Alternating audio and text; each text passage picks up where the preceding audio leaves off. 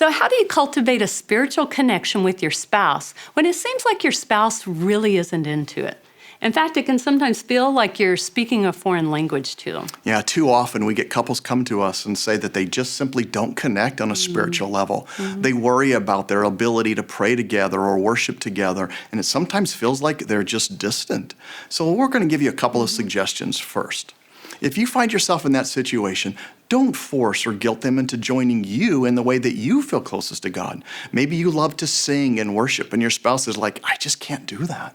You see, this will be hard for them if they're forced to go or do something and join you in the way you feel closest to God, especially if they're a little bit different. You don't want to raise resentment or maybe a false sense of an authentic belief. And second, you want to become a student of your spouse. We all have different ways that we connect with the Lord. So how does your spouse relate best to God and feel closest to Him? What are they doing when they seem to feel God's presence? Remember that just because they don't speak the same spiritual language or relate to God the way you do, that doesn't mean that they're not connecting to God. It's just different, and different is okay. Yeah, and so third, then be willing to, once you figure out your spouse and their spiritual temperament, be willing to join them in his area, his style, and the way he engages with God. So if she loves to be out in nature, and she loves to be at the beach, and she feels God's presence there, then go.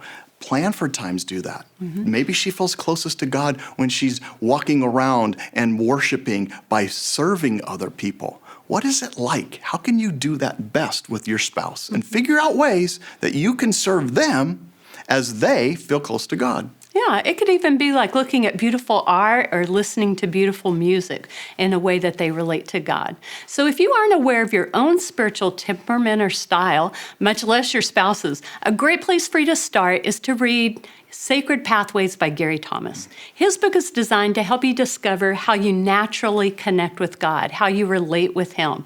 And as you learn your own style as well as your spouse's, you may begin to realize that you're both speaking the same spiritual language.